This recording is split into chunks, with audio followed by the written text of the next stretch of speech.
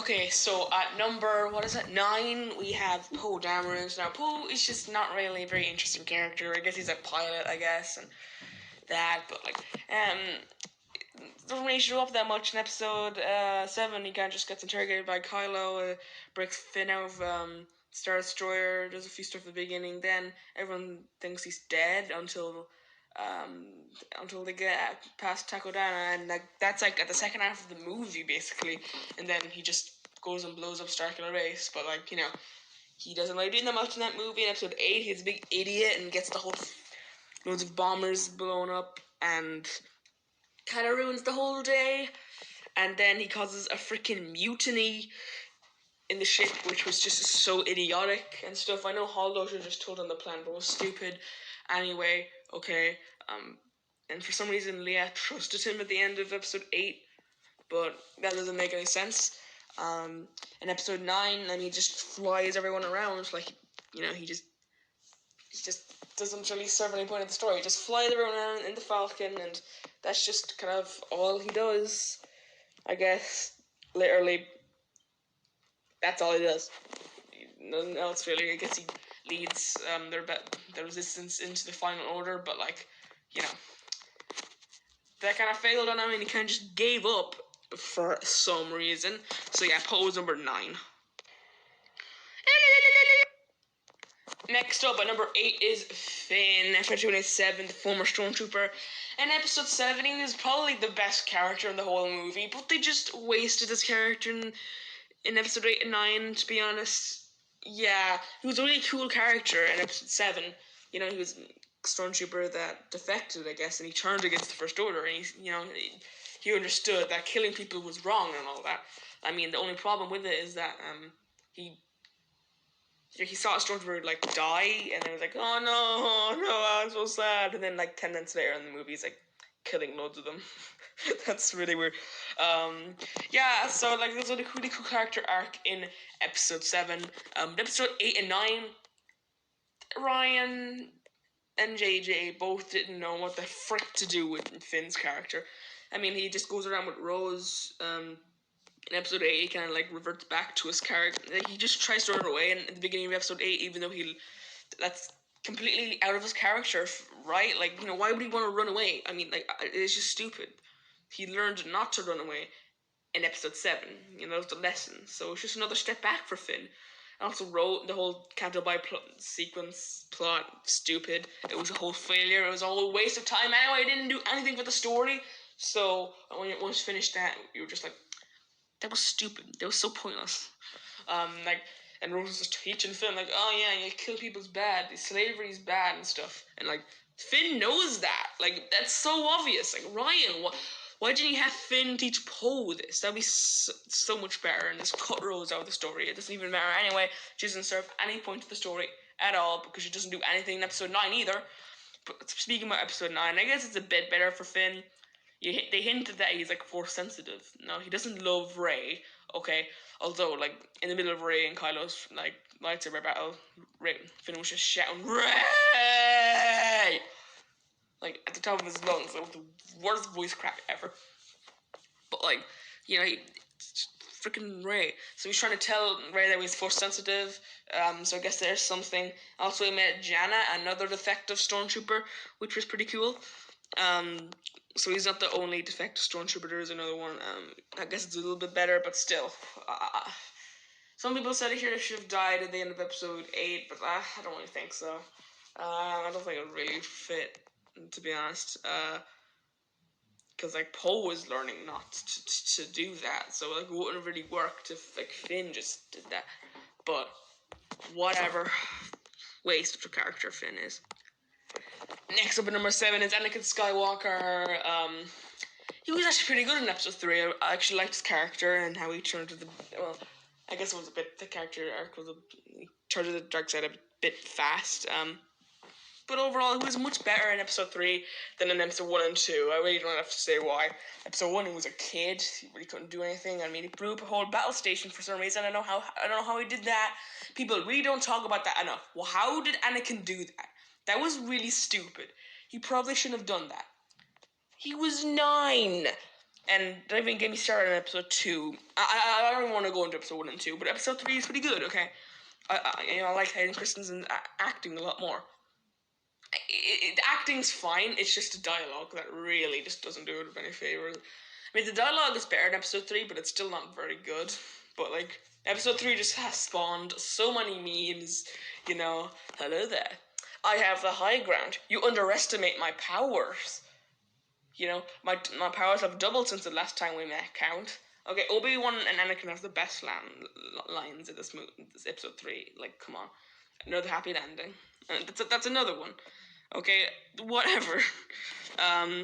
So episode 1 and 2 really do let Anakin down. But, yeah, he's still a good character, enough character, I guess. I like when he kills all the Tusken Raiders. Not just the men, but the women and children, too. And next up what is it? 9, number 6 is Rey. I know not lots of people think that she's a Mary Sue and all that, but no, she's not a Mary Sue. But I'm gonna go into that in another discussion, whether I'm talking about Star Wars: Force Awakens as a movie, or maybe I'll just make my own video about it. Whatever. I do want to just go over some quick things about Rey's character. Okay, I don't think she's as bad as the people think she is. Although Palpatine should not have beaten Kylo Ren, story-wise, it makes sense how she could have beaten him. But I'm not going to go into that. Whatever. Rey is obviously getting pretty beaten in Episode 8. Okay, she was going to die. She would have died if Kylo didn't kill Snoke. She would have died. Okay, guys, okay, throne room scene doesn't really make that much sense, but, it's still fun to watch, okay? Who cares about, logic of Star Wars, okay? Episode 9, I really like her episode 9. She actually does run away, like Luke did, which I kind of like that. Like how she runs away, and Luke says that he was wrong for what he did in the last movie, but, I don't know why everyone keeps freaking out about that. I mean, Rian Johnson probably wouldn't have gone angry at that. It's not sticking out the middle finger to Rian Johnson or anything. Luke learned his lesson in The Last Jedi. Okay, he's whatever. It's not whatever. We see Rey train in episode 9 play pretty pointless, but Rey actually kind of nearly turns to the dark side in the movie. Okay, it was the kind of look that she bet Palpatine. She had the help of all the other Jedi, and yeah. And that I just like Rey's character. Okay, she's like a Disney princess in Star Wars. Star Wars is made by Disney now, so that kind of makes sense, if you know what I mean, guys. So yeah. And number 5 is Padme. Yeah. Although she's not that great in episode 1, because no character's really that great in episode 1. She actually kind of does, because she's actually better in episode 2 and 3, although not one of the best characters. She's pretty brave. I mean, she's the one who wants to go after Obi-Wan and save him. She's the one who wants to go back to Naboo. In the first film, although she's kind of boring, the boring dialogue kind of just bores you, while Padme is actually acting like a pretty big hero, wants to go back to Naboo, even though no one wants to help her, and no one else has really come to help her, basically. But she still goes back to Naboo, and she still takes back the Deed Palace, and she saves the day. Although it doesn't really go well for her in episode 2, she's still pretty brave. And she does go to face Anakin in episode 3, which is also kind of brave. And there was a plot line in episode 3 where Padme was supposed to be forming the Rebel Alliance with Bail Organa and Mon Mothma and a few other people, but she had to keep it from Anakin, and that was kind of another reason why Anakin fell to the dark side, which was pretty cool. And I know she just has a stupid romantic plot in episode 2, but she's definitely the better character in those scenes, I'll say that. And number 4 is Obi-Wan Kenobi. Now, some of you are probably going to disagree with me and saying, Obi-Wan's definitely in the top 3. How is he in number 4? But there's just one major thing that definitely puts down Obi-Wan in a few places in my mind, which is episode 1.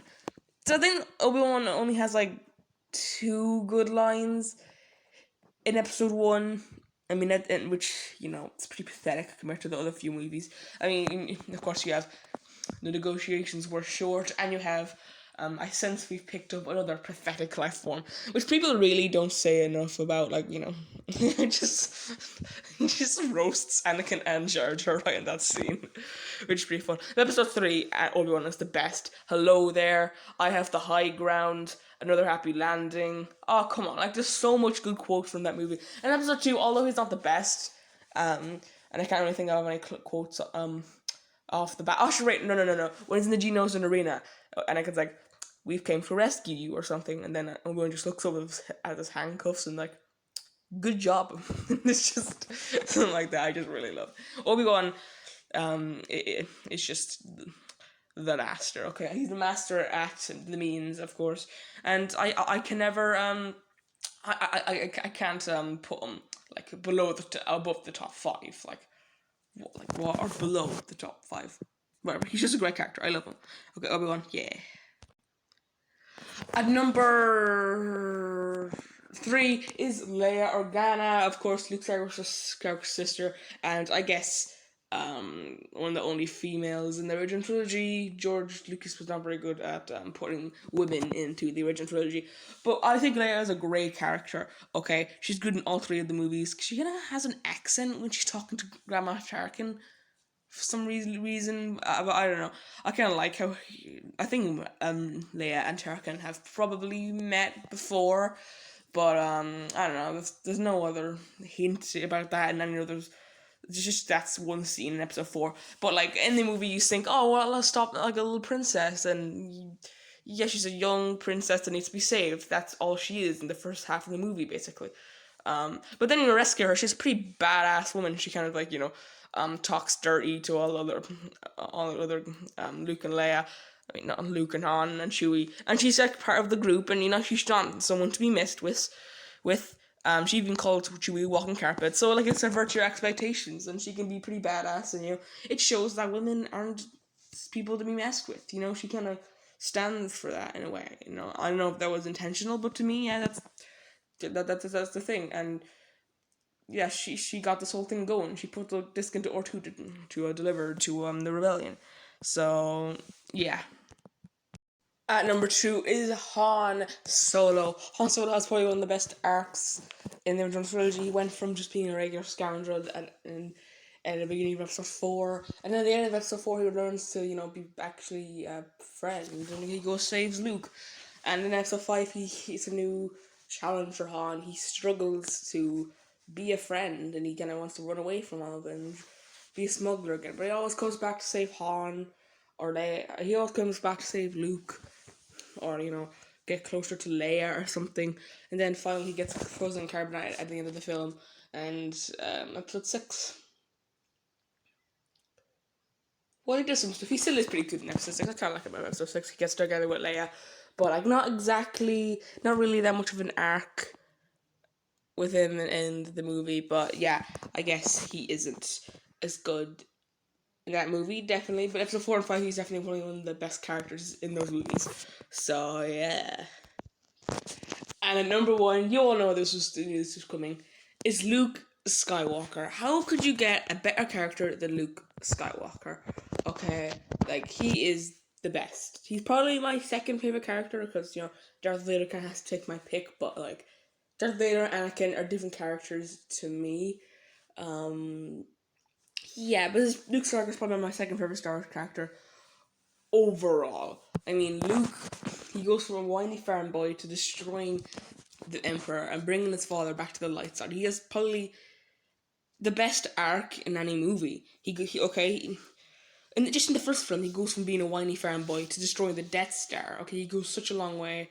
And so at 5, he learns to be a Jedi, and you can see that he's still very impatient, and he still can't take down Vader on his own. But by episode 6, he is a bit badass, and he yeah, I mean, a lot has happened between episode 5 and 6, but he finally turns his father back to the light side and destroys the Emperor. Well, Vader destroys the Emperor, but Luke was there too. And yeah, there's no I'm not sure what I can say. There was a whole video on Luke Skywalker, like just analyzing his character. I think was pretty good. I forget what YouTuber did that video, but whatever. Just look up Luke Skywalker YouTube and you'll find that video out somewhere. But anyway, guys, hope you enjoyed this video. This was a pretty fun video to get together. And yeah, and the top 3 were actually all the original trilogy characters, but you know, it's because the original trilogy is the best.